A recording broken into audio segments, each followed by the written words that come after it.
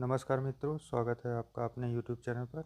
मित्रों, हम लोग करंट अफेयर का पॉइंटर जो कि घटना चक्र पुस्तक से पढ़ रहे थे, तो ज़्यादा समय न गवाते हुए चलिए शुरू करते हैं। राष्ट्रीय परिदृश्य में राजनीतिक क्षेत्र,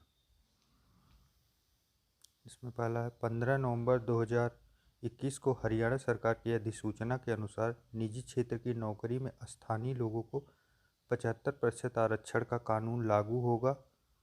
तो ये होगा 15 जनवरी 2022 से, और हरियाणा सरकार 75% आरक्षण दे रही है निजी क्षेत्रों में की नौकरी में निजी लोगों को, अपने ही राज्य के लोगों को। 10 नवंबर 2021 को नई दिल्ली में भारत द्वारा क्षेत्रीय सुरक्षा शिखर सम्मेलन की मेजबानी की गई, जिसका फोकस देश रहा अफगानिस्तान। 8 नवंबर 2021 को खासी हिल्स स्वायत्त जिला परिषद के समक्ष खासी उत्तराधिकार संपत्ति विधेयक प्रस्तुत किया गया, जिसका उद्देश्य है भाई बहन के बीच पैतृक संपत्ति का समान वितरण। 5 नवंबर 2021 को प्रधानमंत्री नरेंद्र मोदी ने उत्तराखंड के रुद्रप्रयाग जिले में स्थित केदारनाथ मंदिर परिसर में, जिनकी प्रतिमा एवं समाधि का अनावरण किया, आदि शंकराचार्य। तो उत्तराखंड के केदारनाथ मंदिर परिसर में आदि शंकराचार्य की प्रतिमा का अनावरण किया गया। आदि शंकराचार्य किस सिद्धांत के प्रतिपादक थे? अद्वैतवाद। विवादास्पद विवाह का अनिवार्य पंजीकरण संशोधन विधेयक 2021 को वापस लेने वाला राज्य है तो राजस्थान। एक्चुअली इसमें प्रॉब्लम ये थी कि जो विधेयक इन्होंने लाया था उसमें जो बाल विवाह भी हुए थे उनको भी ये सर्टिफिकेट देने का प्रयास कर रहे थे, इसीलिए इस पर विवाद हो गया, तो जिसको इन्हें वापस लेना पड़ा। नेक्स्ट, वह सरकारी विभाग जिसे केंद्र सरकार ने 100% सरकारी स्वामित्व वाली 7 कॉरपोरेट इकाइयों में परिवर्तित करने का निर्णय लिया अक्टूबर 2021 में। आयुध निर्माणी बोर्ड ओएफबी द्वारा ओएफबी से पृथक की गई 7 नई रक्षा कंपनियां हैं। तो ओएफबी से जो पृथक की गई हैं 7 कंपनियां हैं वो कौन सी हैं? Munitions India limited, armoured vehicle Nigam limited, advance weapon and equipment India limited, troop comforts limited, Yantra India limited, India Optel limited, gliders India limited. ऐसा नाम रखेंगे कि कुछ मत। चलो फिलहाल हम लोगों को तो पढ़ना ही है। इस राज्य ने सरकारी कर्मचारियों के राजनीतिक और चुनाव में भाग लेने पर प्रतिबंध लगा दिया है। तो हरियाणा सरकार ने सरकारी कर्मचारी जो है वो राजनीति और चुनाव में भाग नहीं ले सकते। पंजाब के नए मुख्यमंत्री के रूप में शपथ ग्रहण किया जो 20 सितंबर 2021 से, तो चरणजीत सिंह चन्नी। गुजरात के 17वें मुख्यमंत्री के तौर पर शपथ ग्रहण किया भूपेंद्र पटेल जी ने। 8 सितंबर 2021 को झारखंड विधानसभा में पारित झारखंड राज्य स्थानीय उम्मीदवारों का रोजगार विधेयक के तहत स्थानीय निजी नौकरियों में जितने प्रतिशत स्थानीय लोगों को रोजगार में आरक्षण दिया गया वो है 75%। तो आप देख रहे हैं, तो 75% आरक्षण निजी, अपने ही राज्य में अगर निजी क्षेत्र की कोई भी नौकरी आ रही तो उसमें देने का कार्य एक झारखंड ने किया है और दूसरा हरियाणा, अभी हम लोग ऊपर देखे थे। नेक्स्ट, कार्बी आंगलोंग जिला स्थित है। कार्बी आंगलोंग एक समझौता हुआ था जो कि असम राज्य में स्थित है। कार्बी आंगलोंग समझौता संपन्न हुआ 4 सितंबर 2021 को। तो इसमें जो पार्टिसिपेट किए थे, जो लोग, केंद्रीय गृह मंत्री थे, असम के मुख्यमंत्री थे, कार्बी आंगलोंग स्वायत्त परिषद और 5 उग्रवादी समूहों के मध्य किया गया था। कार्बी आंगलोंग समझौतों में शामिल 5 उग्रवादी समूह हैं। बहुत इंपॉर्टेंट नहीं है लेकिन हल्की नज़र में इसे देख लें। People's democratic councils of Karbi Longri, Karbi Longri north Cachar hills liberation front, Karbi people's liberation tigers, Kuki liberation front, united people's liberation army. Next, Karnataka के 30वें मुख्यमंत्री के रूप में शपथ ली तो बसवराज बोम्मई ने। केंद्र सरकार द्वारा गठित एक नया मंत्रालय है, सहकारिता मंत्रालय। एक नया मंत्रालय गठित किया गया केंद्र सरकार के द्वारा, सहकारिता मंत्रालय, और इसका कार्यभार सौंपा गया है मतलब अमित शाह जी को, जो कि कैबिनेट मंत्री हैं, हमारे गृह मंत्री हैं। ये बहुत इंपॉर्टेंट प्रश्न है, इसे याद रखें। नेक्स्ट देखते हैं, संयुक्त राष्ट्र महासभा द्वारा सहकारिता का अंतर्राष्ट्रीय वर्ष घोषित किया गया था वर्ष 2012 को। विशेष ध्यान दें क्योंकि सहकारिता मंत्रालय अभी अभी गठन हुआ है, तो सब लोग जल्दबाजी में इसे आज की डेट में लगा देंगे, लेकिन इस पे प्रश्न बनाने के ज़्यादा चांसेस हैं क्योंकि कंफ्यूज करने के लिए एग्जामिनर प्रयास करेंगे जरूर। तो अंतर्राष्ट्रीय सहकारिता वर्ष जो बना था वो वर्ष 2012 को। पश्चिम बंगाल विधानसभा द्वारा 2/3 बहुमत से पारित एक संकल्प के अनुसार राज्य में गठन किया जाएगा।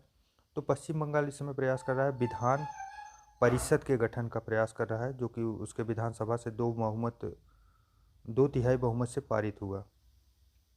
उत्तराखंड के नए मुख्यमंत्री के रूप में शपथ ग्रहण किया है तो पुष्कर सिंह धामी जी ने। वे 5 राज्य केंद्र शासित प्रदेश जिनकी विधानसभाओं के आम निर्वाचन हेतु भारत निर्वाचन आयोग द्वारा सूचना जारी की गई 26 फरवरी 2021, काफ़ी पुराना है लेकिन देख लें कहाँ कहाँ चुनाव हुए थे। असम में, तमिलनाडु में, पश्चिम बंगाल में, केरल में और पुडुचेरी में। असम के 126 विधानसभा निर्वाचन क्षेत्र हेतु आम चुनाव संपन्न हुआ, 3 चरणों में हुआ था। असम विधानसभा चुनाव 2021 में सर्वाधिक सीटें जीतने वाली पार्टी कौन सी थी? तो ये बीजेपी थी, 60 सीटें जीती थी। असम के 15वें मुख्यमंत्री के रूप में शपथ ली थी हेमंत बिस्व शर्मा ने, जो कि भारतीय जनता पार्टी के हैं। तमिलनाडु के 234 विधानसभा निर्वाचन क्षेत्रों के लिए आम चुनाव संपन्न हुए 6 अप्रैल 2021 को। इसमें इम्पॉर्टेंट यह है कि तमिलनाडु की जो विधानसभा में सीटें हैं वो कितनी हैं, तो 234। तमिलनाडु विधानसभा चुनाव 2021 के घोषित परिणामों के अनुसार 10 वर्षों के अंतराल के पश्चात सत्ता में वापस हुई द्रविड़ मुन्नेत्र कड़गम की तमिलनाडु विधानसभा चुनाव 2021 में सर्वाधिक सीटें जीतने वाली पार्टी रही, तो डीएमके सबसे ज़्यादा जीती, 133 सीट। तमिलनाडु के नए मुख्यमंत्री के रूप में शपथ ग्रहण किया एमके स्टालिन ने। पश्चिम बंगाल में 292 विधानसभा निर्वाचन क्षेत्रों में कुल 294 है। विशेष ध्यान दें 292 चुनाव हुए थे, जबकि 294 टोटल सीटें हैं। 2 सीटों हेतु चुनाव का आयोजन नहीं हो पाया था। के लिए आम चुनाव संपन्न हुआ 27 मार्च से 29 अप्रैल 2021 के बीच। ये 8 चरणों में संपन्न हुआ। बस हल्की नज़र इसमें देखते जाएं और कहाँ पे कितना विधानसभा सीटें हैं ये थोड़ा सा नोटिस करने का प्रयास करें, क्योंकि वहीं से प्रश्न बनने के चांसेस हैं। बाकी तो करेंट अफेयर ये काफ़ी पुराना हो गया, चांसेस नहीं बनते हैं, फिर भी हम लोग तो एक वर्ष का पूरा करंट अफेयर कवर करेंगे। पश्चिम बंगाल विधानसभा चुनाव 2021 के परिणामों के अनुसार सर्वाधिक सीटें जीतने वाली पार्टी रही अखिल भारतीय तृणमूल कांग्रेस, जो 213 सीटें और मत 47.94% के साथ। वर्ष 1962 के बाद से यह प्रथम अवसर है जब पश्चिम बंगाल विधानसभा में प्रतिनिधित्व नहीं है वामपंथी दलों का। आइए नेक्स्ट देखते हैं। लगातार तीसरी बार पश्चिम बंगाल की मुख्यमंत्री के रूप में शपथ ग्रहण किया तो ममता बनर्जी जी ने। पश्चिम बंगाल में लेफ्ट फ्रंट के 34 वर्षों के शासन की समाप्ति के पश्चात ममता बनर्जी पहली बार मुख्यमंत्री बनी। वर्ष 2011 में ये फर्स्ट बार मुख्यमंत्री बनी थी, तब से ये लगातार तीसरी बार पश्चिम बंगाल की मुख्यमंत्री बनी है। केरल के 140 विधानसभा निर्वाचन क्षेत्रों के लिए आम चुनाव संपन्न हुए 6 अप्रैल 2021 को। केरल विधानसभा चुनाव 2021 के परिणामों के अनुसार लगातार दूसरी बार सत्ता में वापस हुई वाम लोकतांत्रिक मोर्चा, एलडीएफ जिसे बोलते हैं। केरल विधानसभा चुनाव 2021 में एलडीएफ द्वारा विजित कुल सीटें हैं 99 सीटें। केरल के गठन के बाद से पहली बार किसी मुख्यमंत्री ने लगातार दूसरे कार्यकाल हेतु शपथ ग्रहण की। वे मुख्यमंत्री हैं पिनरई विजयन जी, जो इस बार केरल के लगातार दूसरी बार मुख्यमंत्री बने हैं। पुडुचेरी के 30 विधानसभा निर्वाचन क्षेत्रों हेतु आम चुनाव संपन्न हुए 6 अप्रैल 2021 को। अखिल भारतीय एनआर कांग्रेस के संस्थापक जिन्होंने चौथे कार्यकाल हेतु पुडुचेरी के मुख्यमंत्री के रूप में शपथ ली, एन रंगास्वामी जी ने। पुडुचेरी विधानसभा चुनाव 2021 में सर्वाधिक सीटें जीतने वाली पार्टी रही अखिल भारतीय एनआर कांग्रेस। आईएएस, आईपीएस तथा आईएफएस के जम्मू एवं कश्मीर कैडर का AGMUT Arunachal Pradesh, Goa, Mizoram and union territory cadre से विलय करने हेतु राष्ट्रपति द्वारा स्वीकृत अधिनियम है। तो ये अधिनियम है जम्मू एवं कश्मीर पुनर्गठन संशोधन अधिनियम 2021। मंत्रिमंडल की संपूर्ण कार्यप्रणाली को कागज रहित बनाने के माध्यम से ई कैबिनेट का उद्घाटन करने वाला देश का पहला राज्य। ई कैबिनेट विषय ध्यान दें, ये प्रश्न पूछा जा सकता है। ई कैबिनेट का उद्घाटन कौन सा राज्य किया है? तो Himachal Pradesh. E cabinet most important question. 2 हरित ऊर्जा कुशल शहर वाला देश का पहला राज्य कौन सा है? तो बिहार है। बिहार के 2 हरित ऊर्जा कुशल शहर होंगे, एक राजगीर होगा और एक बोधगया होगा। रेल मंत्रालय द्वारा हावड़ा कालका मेल का परिवर्तित नाम, तो ये कई प्रश्नों में आ भी चुका है कई एग्जाम के, तो इसे विशेष ध्यान दें। हावड़ा कालका मेल जो है उसका नाम परिवर्तित करके नेताजी के नाम पे रखा गया, नेताजी एक्सप्रेस। आइए नेक्स्ट देखते हैं। 25 से 28 दिसंबर 2020 के दौरान राष्ट्रपति रामनाथ कोविंद यात्रा पर है दीव के। तो राष्ट्रपति रामनाथ कोविंद द्वारा उद्घाटित आईएनएस खुखरी स्मारक स्थित है। आईएनएस खुखरी स्मारक कहाँ स्थित है? तो दीव में। केंद्रीय गृह मंत्री अमित शाह द्वारा न्यू मेडिकल कॉलेज की आधारशिला रखी गई। गुवाहाटी असम में एक नए मेडिकल कॉलेज की आधारशिला रखी गई, जो कि 26 दिसंबर 2020, काफ़ी पुराना है, लेकिन देखते चलें, कहीं से भी प्रश्न साल भर के अंदर कहीं से भी प्रश्न पूछने के चांसेस बने रहते हैं। पूर्व प्रधानमंत्री अटल बिहारी वाजपेयी की 96वीं जयंती के अवसर पर 18 फीट ऊंची प्रतिमा का अनावरण, ये कहाँ किया गया? शिमला में। अटल बिहारी वाजपेयी जी की 18 फीट ऊंची प्रतिमा का अनावरण शिमला में। जम्मू और कश्मीर में पुनर्गठन के बाद दिसंबर 2020 में पहली बार जिला विकास परिषद डीडीसी का चुनाव कराया गया।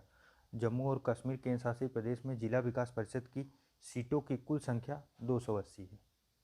जम्मू और कश्मीर जिला विकास परिषद के चुनाव में सर्वाधिक सीटें जीती भारतीय जनता पार्टी ने, 75 सीटें। हाल ही में स्थानीय निकायों में सुधार से संबंधित मामलों में सबसे आगे पाए गए हैं आंध्र प्रदेश और मध्य प्रदेश।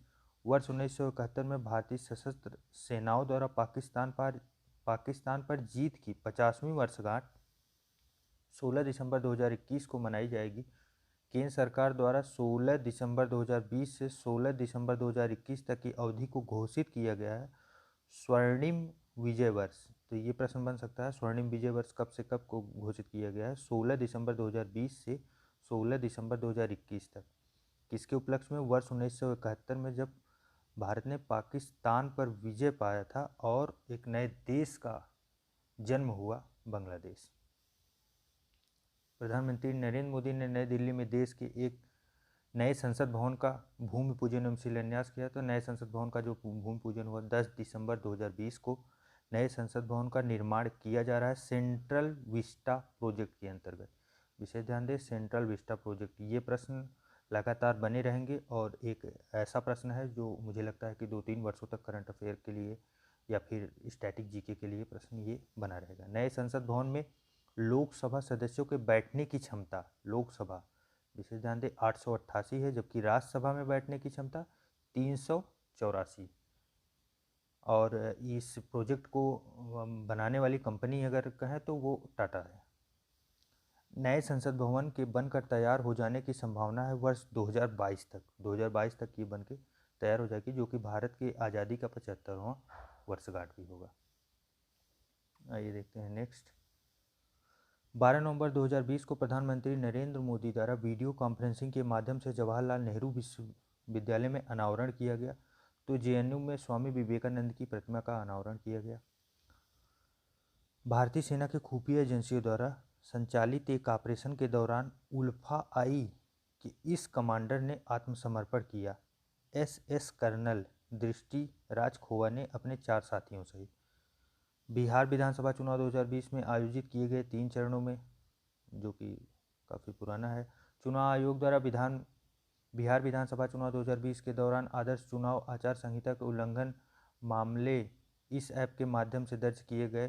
तो सी विजिल ऐप एक बिहार चुनाव के समय ऐप आया था, तो बिहार वाले थोड़ा सा ध्यान दे लें, बहुत इंपॉर्टेंट है। 10 नवंबर 2020 को बिहार विधानसभा के चुनाव परिणाम की घोषणा की गई। इस चुनाव में बहुमत प्राप्त किया राष्ट्रीय जनतांत्रिक गठबंधन एनडीए ने। बिहार विधानसभा चुनाव 2020 में एनडीए को प्राप्त कुल सीटें 125 सीटें प्राप्त हुई थी।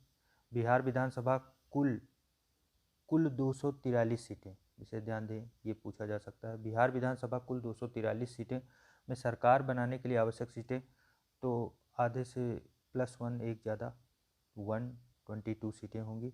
बिहार विधानसभा चुनावों में सर्वाधिक सीटें प्राप्त करने वाला राजनीतिक दल है महागठबंधन का राष्ट्रीय जनता दल, जो कि 75 सीटें प्राप्त किया। एनडीए का वह घटक दल जिसने बिहार विधानसभा चुनाव में दूसरे क्रम पर सर्वाधिक सीटें प्राप्त की, भारतीय जनता पार्टी, जो कि 74 सीटें प्राप्त की।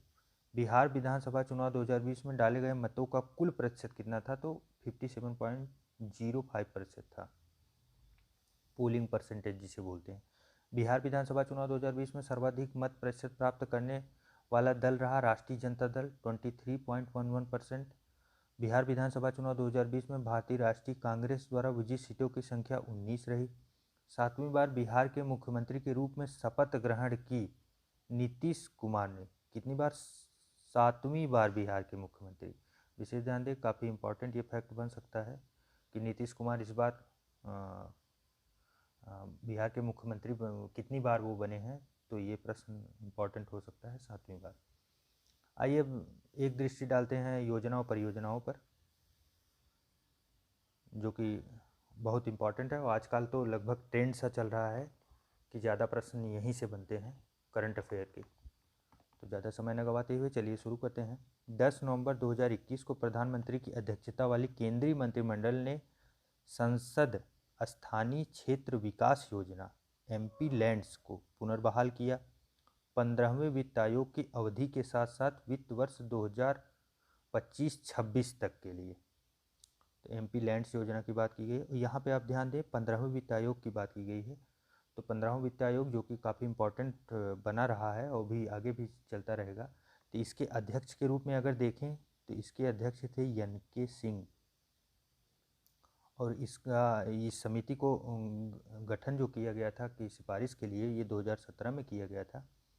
और इसका कार्यकाल जो होगा 15वें वित्त आयोग का, वो होगा 2020 से लेकर 2025 तक। और अगर देखा जाए, ये संवैधानिक संस्था है। वो संविधान में आर्टिकल 280 के तहत वित्त आयोग के बारे में चर्चाएं की गई है। और पहली बार इसका जो गठन हुआ था तो 1951 में इसका पहली बार गठन किया गया था। चलिए नेक्स्ट देखते हैं। तो वित्त आयोग काफ़ी इम्पोर्टेंट है, विशेष ध्यान दें।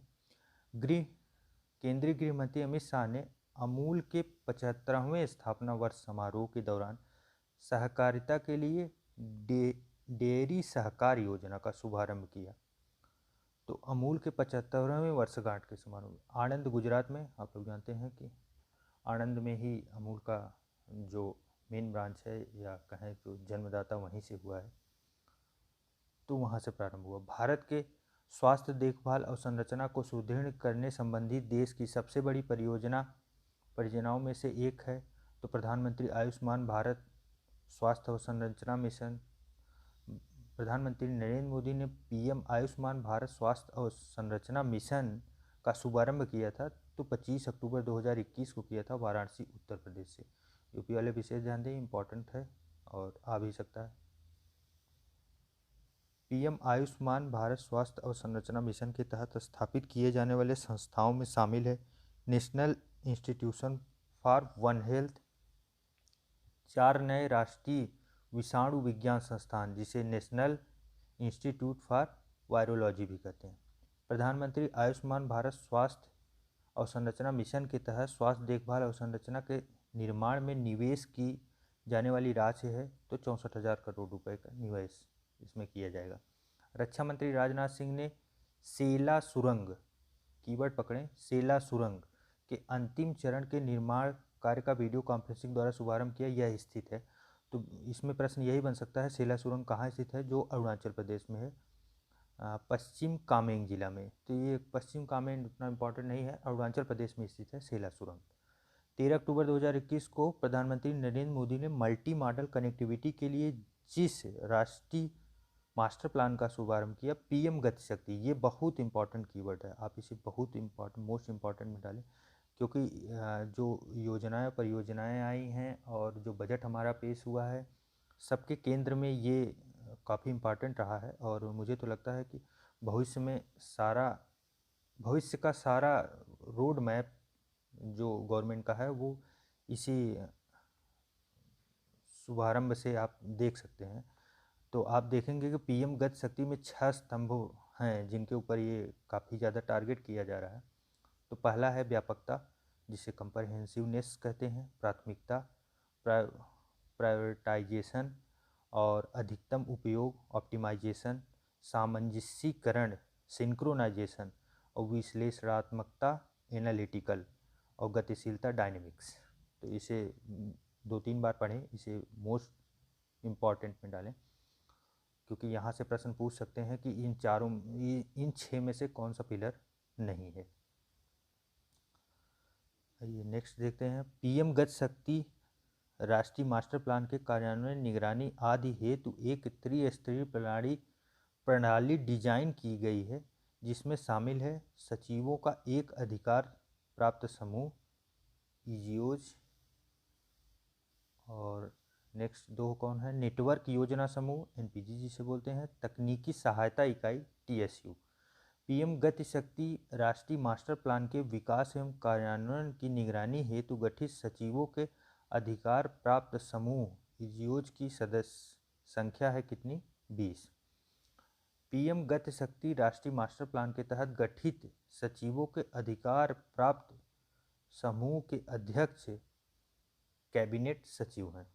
पीएम गति शक्ति राष्ट्रीय मास्टर प्लान के तहत निवेश की जाने वाली कुल राशि है 100 लाख करोड़ रुपए।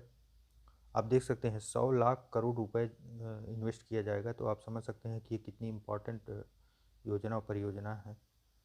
नेक्स्ट देखते हैं, पीएम गति शक्ति राष्ट्रीय मास्टर प्लान के तहत दूरसंचार क्षेत्र में वर्ष 2024-25 तक बिछाए जाने वाले ऑप्टिकल फाइबर केबल की कुल लंबाई होगी 35 लाख किलोमीटर। ऑप्टिकल फाइबर, आप समझ सकते हैं कितना बृहद योजना है ये। पीएम गति शक्ति राष्ट्रीय मास्टर प्लान के तहत नवीन एवं नवीकरणीय ऊर्जा क्षेत्र की क्षमता को वर्ष 2024-25 तक 87.7 गीगावाट से बढ़ाकर 225 गीगावाट करने की, नवीन एवं नवीकरणीय ऊर्जा को 225 गीगावाट तक पहुंचाने का प्रयास किया जाएगा। पीएम गति शक्ति राष्ट्रीय मास्टर प्लान के तहत पेट्रोलियम एवं प्राकृतिक गैस क्षेत्र में वर्ष 2024-25 तक जोड़ी जाने वाली ट्रंक पाइपलाइन की लंबाई होगी 17,000 किलोमीटर।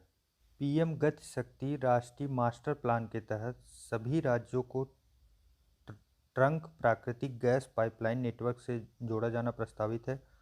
तो ये प्रस्तावित है 2027 तक। पीएम गति शक्ति योजना में शामिल मंत्रालयों की कुल संख्या है, आप देख सकते हैं कुल 16 मंत्रालय इसमें शामिल हैं।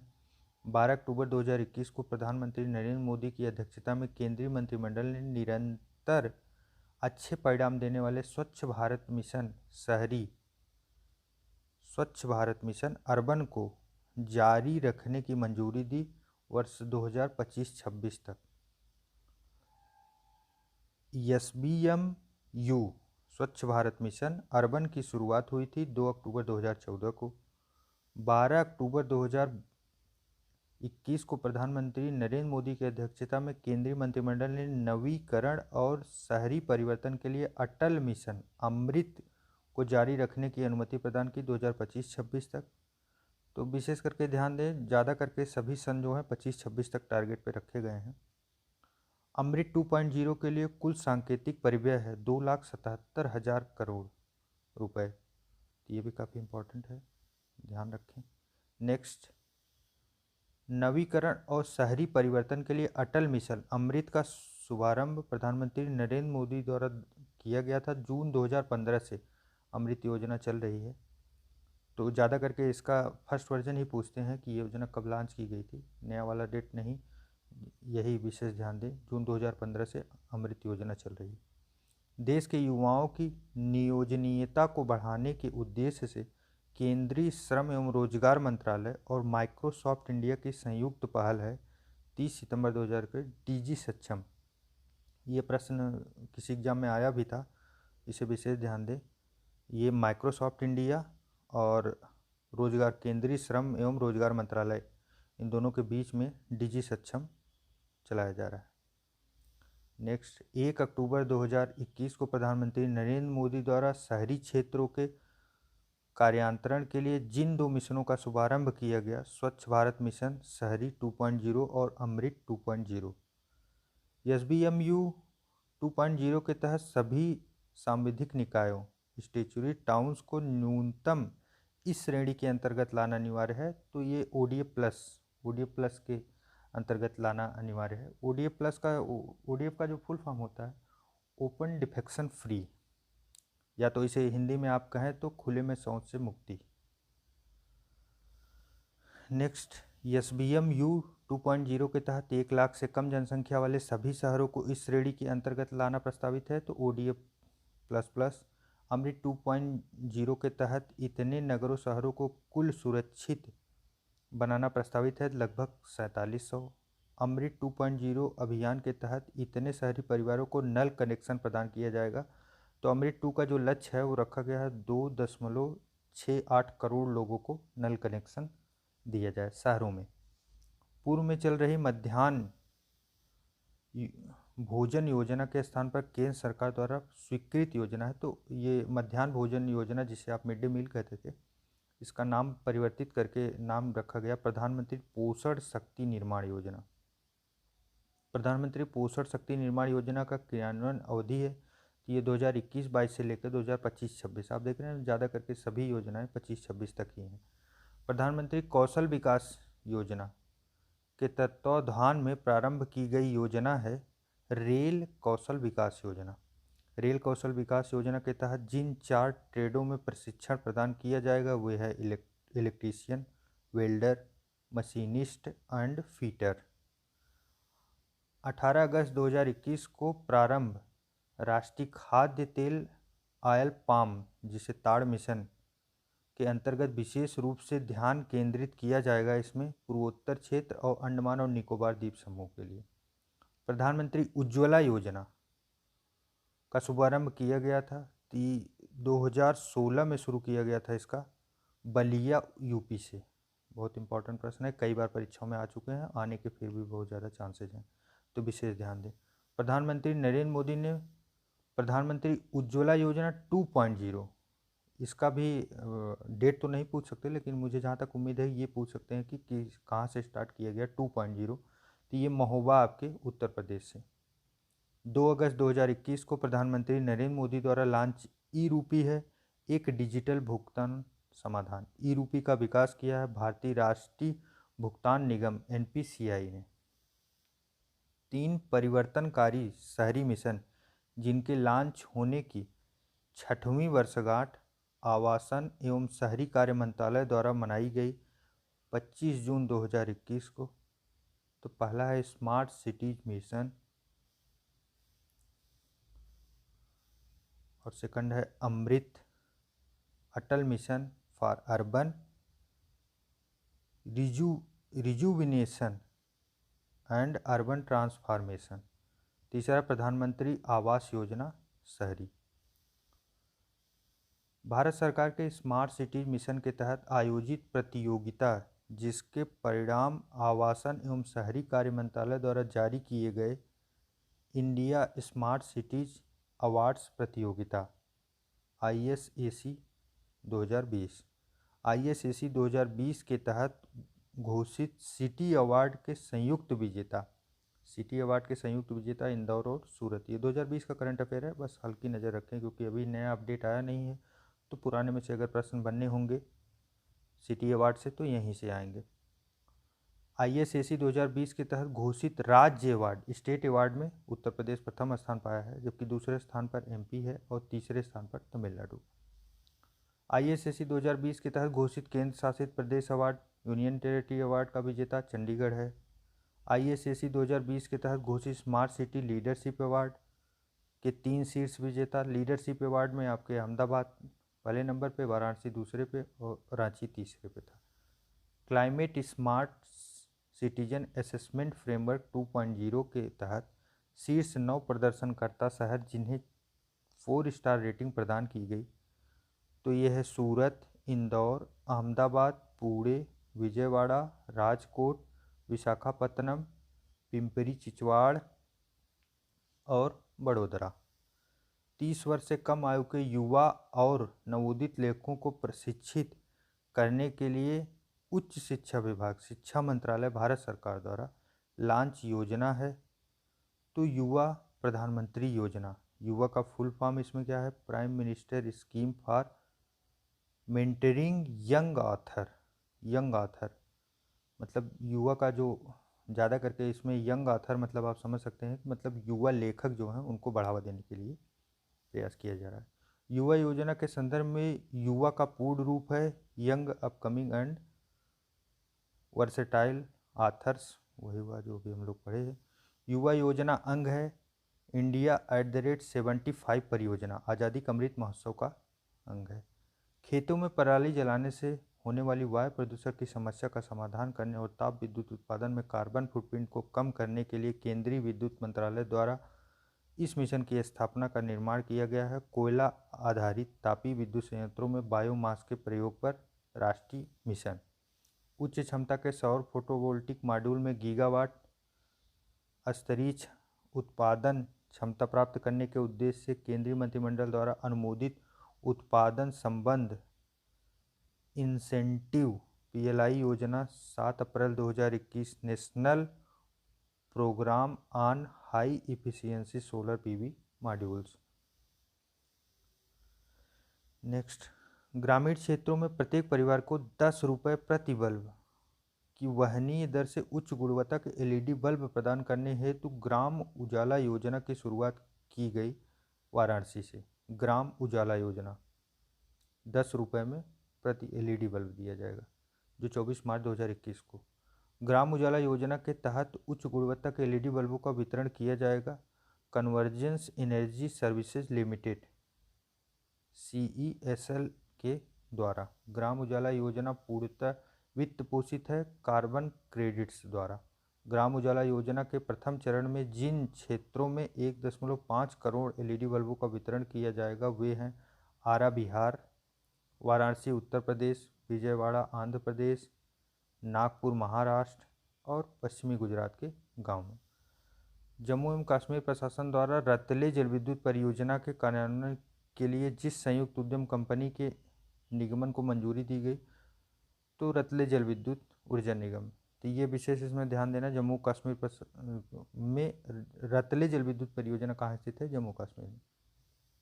रतले जलविद्युत परियोजना स्थित है जम्मू कश्मीर में। झारखंड सरकार ने कुपोषण से निपटने के लिए यह अभियान शुरू किया है। तो समर अभियान झारखंड सरकार का है, जो कि कुपोषण से निपटने के लिए शुरू किया गया। समर का पूर्ण रूप है strategic action for alleviation of mall nutrition and anaemia reduction. Bharat सरकार के प्रधान वैज्ञानिक सलाहकार के कार्यालय द्वारा अपने अपशिष्ट से संपत्ति वेस्ट टू वेल्थ मिशन के तहत लॉन्च किया गया स्वच्छता सारथी फेलोशिप को 7 फरवरी 2021 को प्रधानमंत्री नरेंद्र मोदी ने बिहार के डोभी से पश्चिम बंगाल के दुर्गापुर, बिहार के डोभी और पश्चिम बंगाल के दुर्गापुर तक 348 किलोमीटर लंबे प्राकृतिक गैस पाइपलाइन खंड को राष्ट्र को समर्पित किया, जो कि भाग है प्रधानमंत्री ऊर्जा गंगा परियोजना का। भारत की पहली भूतापी क्षेत्र विकास परियोजना की स्थापना की जाएगी लद्दाख में। लद्दाख में भारत की पहली भूतापी क्षेत्र विकास परियोजना की स्थापना के लिए ऐतिहासिक त्रिपक्षीय समझौता हस्ताक्षरित हुआ केंद्र शासित प्रदेश लद्दाख के द्वारा और लद्दाख स्वायत्त पहाड़ी विकास निगम लेह और ONGC के मध्य। गोवर्धन योजना को बढ़ावा देने हेतु एक गोवर्धन एकीकृत पोर्टल लॉन्च किया गया। गोवर्धन योजना 3 फरवरी 2021 को गोवर्धन योजना का पूर्ण नाम क्या है? Galvanising organic bio agro resource धन, इसका फुल फॉर्म ध्यान दें, galvanising organic bio agro resources धन। इंडिया वाले कुछ करें या ना करें, योजना का नाम बहुत अच्छा अच्छा रखते हैं। चलिए फिलहाल नेक्स्ट देखते हैं। भारत के शिक्षा मंत्रालय के स्कूल शिक्षा एवं साक्षरता विभाग के तहत कार्यान्वित की जाने वाली एक नई केंद्रीय प्रायोजित योजना है स्टार्स परियोजना। स्टार्स परियोजना शिक्षा मंत्रालय के अंदर है, जो कि स्कूली शिक्षा के बढ़ावा देने के लिए। नेक्स्ट देखते हैं, शिक्षा मंत्रालय की स्टार परियोजना का पूर्ण रूप क्या है? Strengthening teaching learning results for states stars. वे 6 भारतीय राज्य जहां स्कूल शिक्षा की गुणवत्ता एवं प्रशासन में सुधार हेतु स्टार्ट परियोजना कार्यान्वित की जाएगी। हिमाचल प्रदेश में, केरल में, मध्य प्रदेश, महाराष्ट्र, उड़ीसा और राजस्थान में। भारत ने स्टार्ट परियोजना हेतु वित्तीय सहयोग के लिए समझौता किया है तो विश्व बैंक के साथ।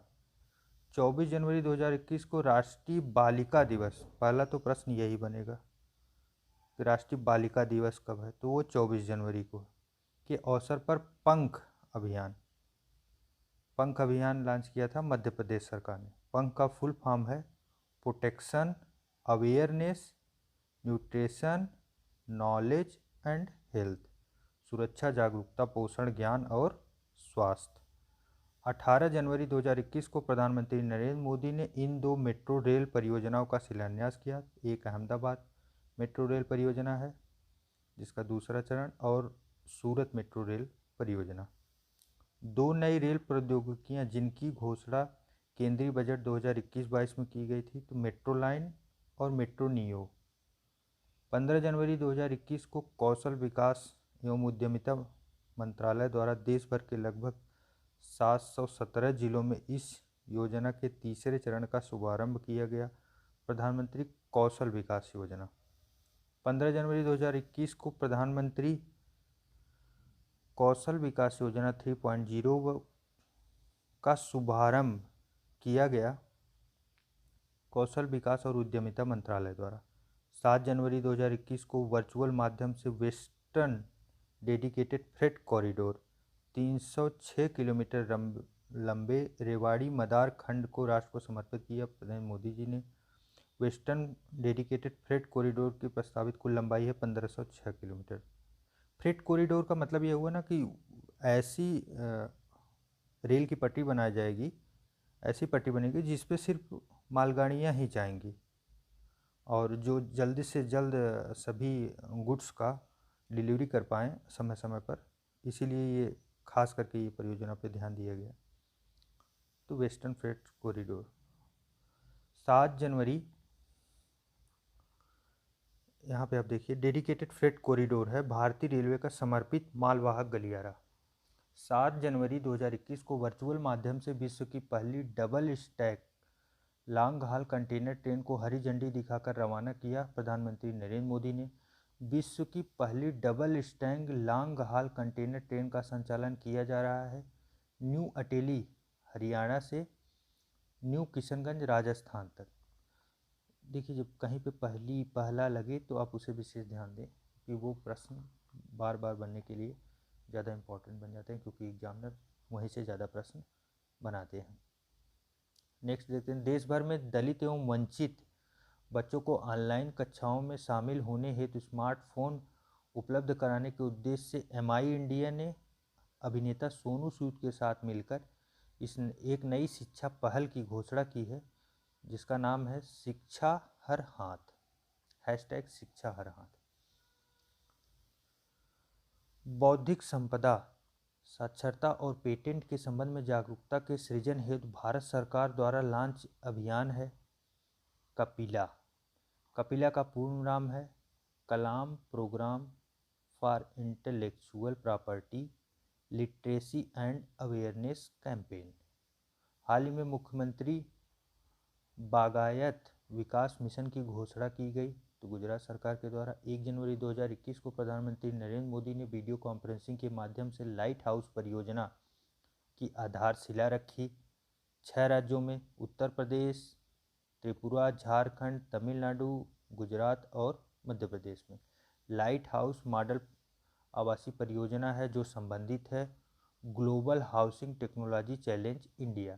केंद्र सरकार द्वारा 144 मेगावाट की 8 जल विद्युत परियोजनाओं को मंजूरी दी गई है केंद्र शासित प्रदेश लद्दाख में।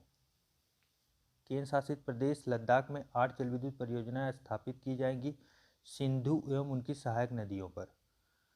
29 दिसंबर 2020 को प्रधानमंत्री नरेंद्र मोदी ने ईस्टर्न डेडिकेटेड फ्रेट कॉरिडोर के इस खंड का उद्घाटन किया। न्यू भरऊपुर न्यू खुर्जा खंड का पूर्व डेडिकेटेड फ्रेट कॉरिडोर का परिचालन नियंत्रण केंद्र स्थापित किया जाएगा तो जो प्रयागराज से होगा। पूर्व डेडिकेटेड फ्रेट कॉरिडोर, एक आपने देखा वेस्टर्न डेडिकेटेड फ्रेट कॉरिडोर था, एक पूर्वी। 27 दिसंबर 2020 को गृह मंत्री अमित शाह ने थौबल बहुउद्देशीय परियोजना का उद्घाटन किया। मणिपुर में आयुष्मान भारत प्रधानमंत्री जन आरोग्य योजना सेहत का शुभारंभ किया गया। 26 दिसंबर 2020 को आयुष्मान भारत प्रधानमंत्री जन आरोग्य योजना सेहत से लाभान्वित केंद्र शासित प्रदेश हैं तो जम्मू और कश्मीर। सेहत योजना का पूर्ण रूप है social endeavour for health and telemedicine. केंद्रीय मंत्रिमंडल द्वारा औद्योगिक गलियारा नोडल्स के निर्माण को मंजूरी प्रदान की गई। 30 दिसंबर 2020 कृष्णापट्टनम औद्योगिक क्षेत्र आंध्र प्रदेश एवं तुमकुर औद्योगिक क्षेत्र कर्नाटक में। 18 दिसंबर 2020 को बिजली क्षेत्र पावर सेक्टर में कौशल विकास के लिए भारत में पहला उत्कृष्ट केंद्र सेंटर फॉर एक्सीलेंस जिस देश की मदद से शुरू किया गया वह है फ्रांस। बिजली क्षेत्र में कौशल विकास हेतु भारत का पहला उत्कृष्टता केंद्र स्थापित है राष्ट्रीय सौर ऊर्जा संस्थान NISC गुरुग्राम हरियाणा के परिसर। नेक्स्ट देखते हैं। भारत सरकार के पेट्रोलियम एवं प्राकृतिक गैस मंत्रालय भारत का 8वां उत्पादन बेसिन राष्ट्र को समर्पित किया गया। 20 दिसंबर 2020 को भारत का 8वां उत्पादन बेसिन है बंगाल बेसिन। बंगाल बेसिन अवस्थित है अशोकनगर उत्तर 24 परगना जिला जो पश्चिम बंगाल में है। 15 दिसंबर 2020 को प्रधानमंत्री नरेंद्र मोदी द्वारा शिलान्यास किया गया भारत के सबसे बड़े हाइब्रिड अक्षय ऊर्जा पार्क की स्थापना कहाँ? कच्छ गुजरात में। गुजरात के कच्छ में स्थापित किए जा रहे हाइब्रिड अक्षय ऊर्जा पार्क की अधिकतम क्षमता कितनी है? 30,000 मेगावाट। 15 दिसंबर 2020 को प्रधानमंत्री ने समुद्री जल को स्वच्छ जल बनाने के लिए एक विलवणीकरण संयंत्र का शिलान्यास किया। इस संयंत्र की स्थापना की जा रही है मांडवी कच्छ गुजरात में। 10 दिसंबर 2020 को केंद्रीय मंत्री नितिन गडकरी द्वारा बिहार राज्य में 1.5 किलोमीटर लंबे पुल का वर्चुअल माध्यम से उद्घाटन किया। उस पुल का नाम है कोइलवर पुल। कोइलवर पुल स्थित है सोन नदी पर बिहार राज्य में। 26 नवंबर 2020 को भारत के लिए SDG सतत विकास लक्ष्य निवेशक मानचित्र लॉन्च किया गया। संयुक्त राष्ट्र विकास कार्यक्रम तथा इन्वेस्ट इंडिया द्वारा संयुक्त रूप से इस निवेशक मानचित्र में 6 महत्वपूर्ण SDG क्षेत्रों के इतने क्षेत्रों को निवेश के अवसर के अनुकूल चिन्हित किया गया है। 18 निवेश अवसर क्षेत्रों को 25 नवंबर 2020 को केंद्रीय सामाजिक न्याय और अधिकारिता मंत्रालय द्वारा ट्रांसजेंडर लोगों के लिए लॉन्च किया गया एक राष्ट्रीय पोर्टल एवं गुजरात के बड़ोदरा में एक Garima Greh A shelter home for transgender persons. कहाँ? गुजरात में, गुजरात के बड़ोदरा में। 13 नवंबर 2020 को 5वें आयुर्वेदिक दिवस के अवसर पर प्रधानमंत्री नरेंद्र मोदी द्वारा राष्ट्र को समर्पित आयुर्वेद संस्थान है भारतीय आयुर्वेद शिक्षण एवं अनुसंधान संस्थान जामनगर तथा राष्ट्रीय आयुर्वेद संस्थान जयपुर। जोजिला टनल की आधारशिला रखी गई 15 अक्टूबर 2020 को। जोजिला टनल जोड़ेगी श्रीनगर को लेह के कारगिल से। जोजिला टनल की लंबाई होगी 14.15 किलोमीटर। जोजिला टनल का निर्माण किया जाएगा राष्ट्रीय राजमार्ग 1 NH1 पर। इसी के साथ हम लोग मित्रों आज करंट अफेयर का जो राष्ट्रीय परिदृश्य है उसको देख रहे थे, और ऐसे ही फटाफट हम लोग करंट अफेयर का पूरी सीरीज अब ख़त्म करेंगे, जो कि करंट अफेयर पॉइंटर घटना चक्र की है। और घटना चक्र की पुस्तक बहुत अच्छी पुस्तक मानी जाती है, जिससे करंट अफेयर सीधे के सीधे परीक्षा में छपते हैं। तो आप लगातार बने रहें और पुस्तक ले लें। जो जो इम्पोर्टेंट मैं बताता जा रहा हूँ उसे आप हाईलाइट करते जाएं और बार बार इसे रिवाइज करें। करंट अफेयर से एक भी प्रश्न गलत नहीं होगा। तो ऐसे ही बने रहने के लिए, आप लोगों के सहयोग के लिए फिर मिलते हैं। धन्यवाद। और एक नई उम्मीद, एक नई आशा के साथ फिर से मिलते हैं। तब तक के लिए बाय बाय।